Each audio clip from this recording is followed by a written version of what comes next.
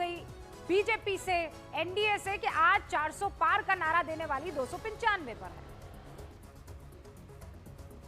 है। रूबिका जी, पहले तो बहुत बहुत धन्यवाद आपके शो में जुड़ने का मौका देने के लिए। देखिए रूबिका जी, जो सबसे बड़ी जो ज़मीन पे जब देखने में दो फैक्टर्स थे, एक जो फैक्टर था वो वेलफेयर का फैक्टर था, जो ग्रामीण इलाकों के अंदर जो स्कीमें पहुंची थी उसका फैक्टर था, और दूसरा जो नैरेटिव ग्राउंड पे चल रहा था वो कास्ट और कैंडिडेट का नैरेटिव चल रहा था।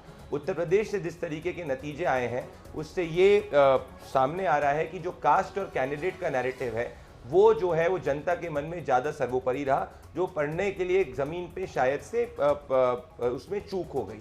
मैं आपको एक सीधा उदाहरण दूंगा रूबिका जी, पूर्वांचल के अंदर मेजॉरिटी सीट्स के ऊपर जो है कई सीटों के ऊपर समाजवादी पार्टी लीड कर रही है, और बहुजन समाजवादी इतिहास रहा है कि विकास ने कभी चुनाव नहीं जिताए हैं। जी,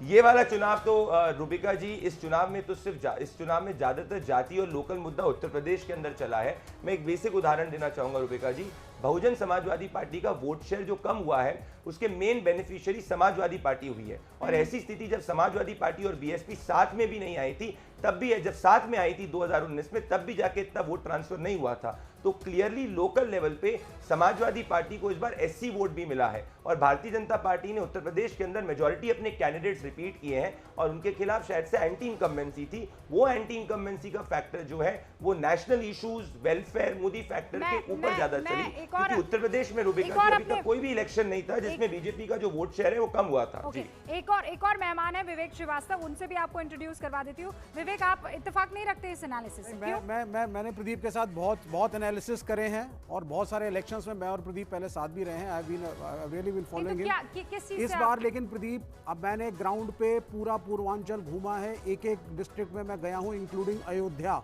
हाँ। पहली चीज, और वाराणसी में न्यूज 18 की टीम के साथ भी गया हूँ। Let me tell you, people are not happy with development. Caste का कोई फैक्टर नहीं है, नौकरियां नहीं है। आप गुजरात के बिजनेसमैनों को ला करके अयोध्या के अंदर दुकानें चलवा रहे हैं, वाराणसी के घाट पे ट्रॉलर्स चलवा रहे हैं। These are local issues, there is traffic congestion in Varanasi. ये वो डेवलपमेंट के इश्यूज हैं। चुनावों में लोकल इश्यूज हावी रह गए। बिल्कुल, डेवलपमेंट के इश्यूज पे आ रहे हैं। शुभ्रास्ता, आपको क्या लगता है ये जो फिगर इस वक्त दिखाई दे रहा है, एनडीए 295, इंडिया 231, अन्य के खाते में 17, ये कहां जाकर रुकेगा, या यही कमोबेश अब जो रुझान है नतीजे में तब्दील होगा? मुझे लगता है कि भारतीय जनता पार्टी कंफर्टेबली सरकार तो बनाएगी बीजेपी प्लस के टर्म्स में, अगर हम बात करें, एनडीए के टर्म्स में बात करें। लेकिन इस चुनाव से दो तीन बातें स्पष्ट हैं। एक तो कि ये लोकतंत्र के लिए अच्छा है कि विपक्ष एक मजबूत खेमे के रूप में अब उभर कर सामने आ रहा है। लेकिन मैं विपक्ष को एक साझा विपक्ष के रूप में ही बात कर रही हूँ। रीजन, जो मैंने हमेशा से कहा है रूबिका जी, आपके साथ मैं लंबे समय से जुड़ी रही हूँ, मैं हमेशा से कहती आ रही हूँ कि आगे आने वाला दशक भाजपा बनाम रीजनल पार्टीज का होने वाला है।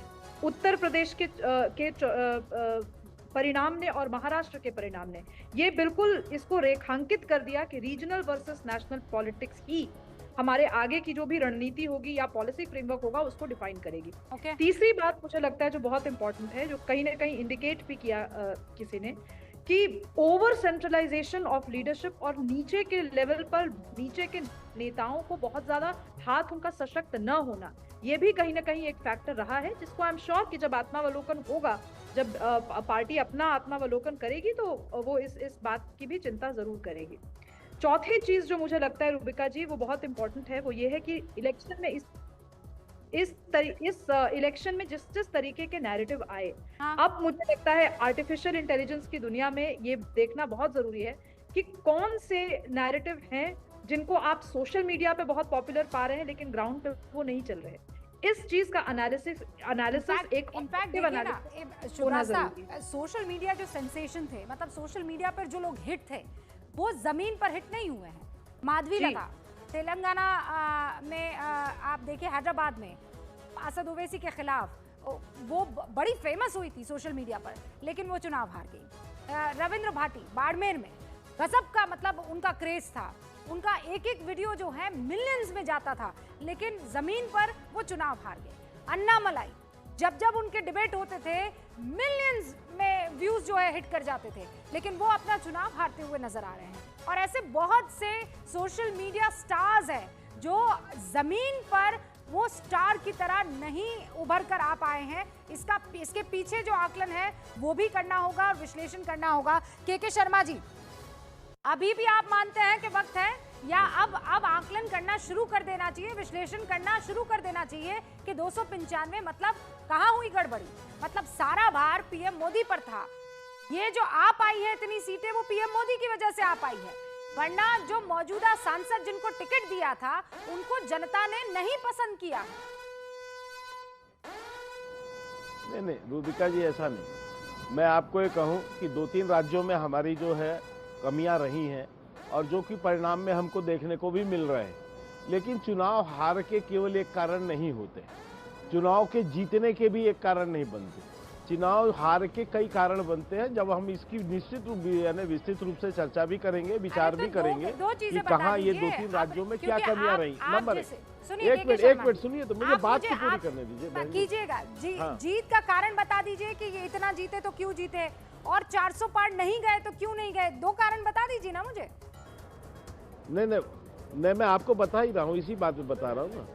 मैं आपके ही प्रश्न जो अभी विपक्ष उठा रहा है उसी पे कह रहा हूँ। रोजगार का मुद्दा वहां था तो क्या दिल्ली में नहीं था क्या? 7 के 7 सीट कैसे जीत गए दिल्ली में? मध्य प्रदेश के अंदर में मुद्दे नहीं है क्या? देश के एक कोने में ही मुद्दे होते हैं क्या? जहाँ मध्य प्रदेश के अंदर जो है वो 29 के 29 सीट जीत गए। हम गुजरात में अपने आप को रिपीट कर रहे हैं। छत्तीसगढ़ में हम जो है 11 में से 10 सीटें जीत रहे हैं, पहले से ज्यादा जीत रहे हैं। उड़ीसा में हम जो है राज्य में भी सरकार बना रहे हैं, सारी सीटें भी जीत रहे हैं। तो हम नहीं, वहाँ मुद्दे नहीं है क्या? हर स्टेट का जो अपना लीडर है। देखिए आपने अपने पूरे सारे सांसद चेंज कर लिए दिल्ली में, एक मनोज तिवारी को छोड़कर। सांसदों के खिलाफ गुस्सा था, जनता ने उस गुस्से को ठंडा किया कि चलो नया नाम आ रहा है। आप सुनिए ना, विश्लेषण आप करेंगे तो ये बिंदु ध्यान रख लीजिएगा। आप राजस्थान में वसुंधरा राजे से जो आप लोगों की दूरी या उनकी आपसे जो दूरी थी, उनका एक्टिव ना होना चुनाव में, ये कहीं ना कहीं आपको इसका खामियाजा भुगतना पड़ा है।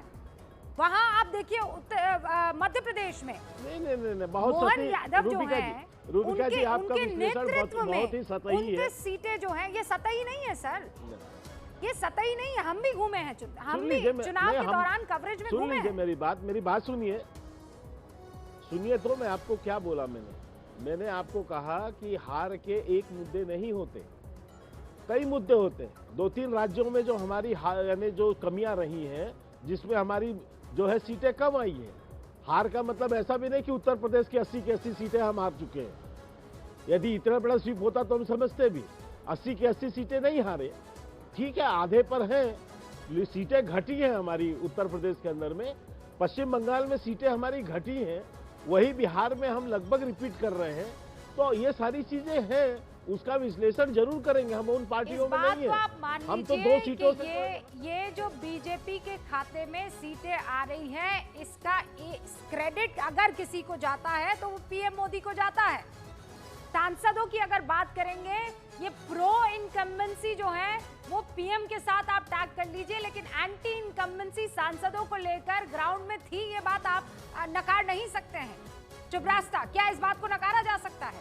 30 सेकंड में जवाब दीजिएगा।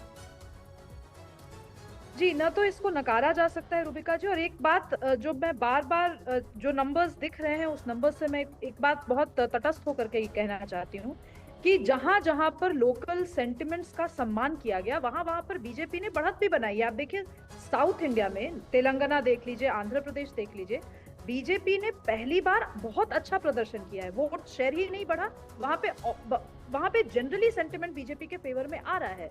और इसका कारण यही रहा है कि वहां पर लोकल लीडरशिप का हाथ मजबूत था, वहां पर फ्री हैंड था एक तरीके से आप कहिए पॉलिटिक्स करने के लिए। तो मैं अंततोगत्वा में वही बात कर रही हूँ। इसका एक अर्थ ये भी कई लोग अर्थ निकाल सकते हैं कि सेंट्रलाइजेशन ऑफ पावर की बात कर रही हूँ मैं।